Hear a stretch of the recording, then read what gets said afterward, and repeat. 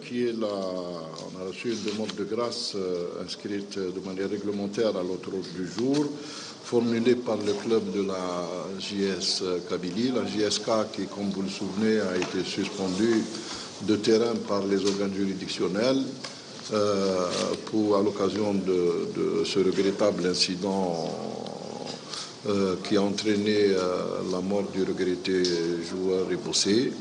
Et aujourd'hui, après pratiquement 7 mois de fonction, les dirigeants de ce club ont formulé une demande de grâce qui vous est soumise pour éventuellement lever cette sanction. Alors, je vais vous demander de voter, bien sûr, c'est la première fois qu'on le fait. Il faudrait que les gens sachent, et je profite de la présence des médias pour encore former et les sportifs et les médias, que personne n'a le droit de grâce dans la structuration et l'organisation du football. Une sanction prononcée par un organe juridictionnel en première instance, à savoir la commission de discipline ou après la commission d'appel, si appel il y a, n'est appelable que devant le tribunal arbitral du sport. Si le tribunal arbitral du sport décide du contraire, nous sommes dans l'obligation, et c'est statutaire, c'est contenu dans nos statuts, d'appliquer les décisions de TAS, ce qui n'a pas été le cas. Alors, pour que les choses soient claires aussi, ici, les membres sont des clubs. C'est les clubs et les ligues qui sont membres de la fédération. Donc, si une demande de grâce vient, elle vient obligatoirement par l'intermédiaire du membre, qui est de la fédération, en l'occurrence le club, ou la Ligue. Il n'est pas question, et il ne sera jamais question, puisque statutairement cela n'existe pas, de recevoir des demandes de grâce individuelles, sinon nous devrions, cette assemblée se transformerait en tasse. Vous vous souvenez que j'ai fait enlever moi-même le pouvoir qui m'était conféré dans le cadre des statuts anciens. Le président de la fédération, de mes chers collègues qui m'ont précédé, jusqu'à mon arrivée en 2001, permettait au président de la fédération de réduire ou de modifier les sanctions décidées par les organes juridictionnels. Depuis lors, la FIFA a introduit des modifications dans ce domaine. Et si vous vous souvenez, une sanction du Cameroun en 2004 pour la CAN de 2004 pour avoir seulement porté un équipement qui n'était pas réglementaire, ils avaient joué avec des tricots sans manches.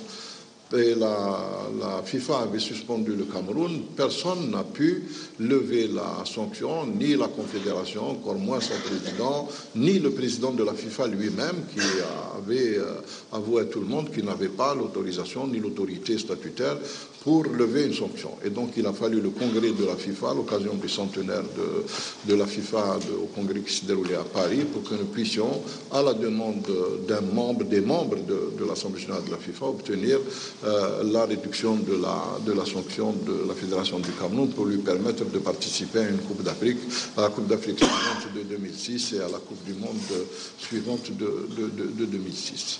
Voilà, donc je mets au vote cette résolution. Les gens qui sont pour lèvent la main. Hein, je vois déjà que c'est l'écrasante majorité. Y a-t-il quelqu'un qui s'abstient? Il y a une abstention. Merci.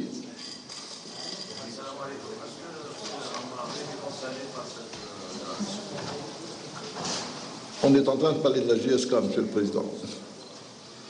Y a-t-il... donc, ce n'était pas une abstention. Vous vouliez la parole? D'accord. Y a-t-il quelqu'un qui est contre?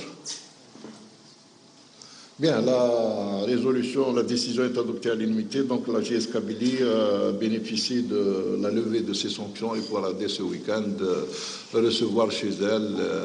Nous leur souhaitons beaucoup de succès, mais nous recommandons aux dirigeants de la JSK, en particulier le représentant qui est ici, de bien vouloir transmettre le message aux supporters, de bien vouloir se conduire et de constituer un exemple pour les autres clubs.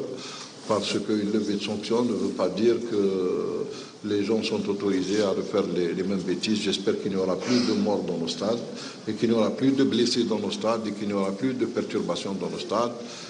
Hier, un président de club nous parlait du dernier match du MOB et de l'entente de Sétif. Le champion d'Algérie, champion d'Afrique, a perdu sur le terrain du MOB dans un match empreint d'amitié, de fraternité et d'esprit de fair play. Nous souhaitons que tous les matchs se déroulent de la même manière et je vous souhaite souhaite à tous beaucoup de courage pour la lutte contre les